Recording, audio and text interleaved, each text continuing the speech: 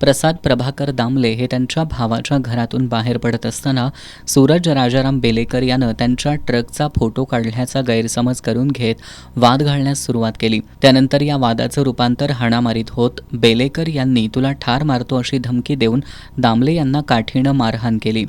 या मारहाणीत दामले यांच्या उजव्या हाताला दुखापत झाली असून या प्रकरणी दामले यांनी गावभाग पोलीस ठाण्यात सूरज बेलेकर याच्या विरोधात तक्रार दिली आहे।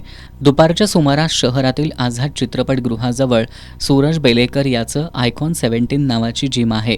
या ठिकाणी येणाऱ्या ग्राहकांच्या वाहन पार्किंगसाठी प्रसाद दामले आणि महेश भागवत यांनी संगनमत करून त्यांच्याकडून 40,000 रुपयांची खंडणी मागत फोटो काढले आणि वाद निर्माण केला।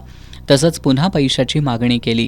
यावेळी झालेल्या वादातून प्रसाद दामले आणि महेश भागवत यांनी शिवीगाळ करत बेलेकर यांच्या डोक्यावर काठीनं मारहाण केली। त्यानंतर बेलेकर यांनी गावभाग पोलीस ठाण्यात धाव घेऊन तक्रार दिली। या तक्रारीनुसार गावभाग पोलीस ठाण्यात गुन्हा दाखल करण्यात आलाय। किरकोळ कारणावरून गावभाग पोलीस ठाण्यात परस्पर विरोधी 2 गुन्हे दाखल झाल्यानं खळबळ माजली असून पोलीस अधिक तपास करतायत।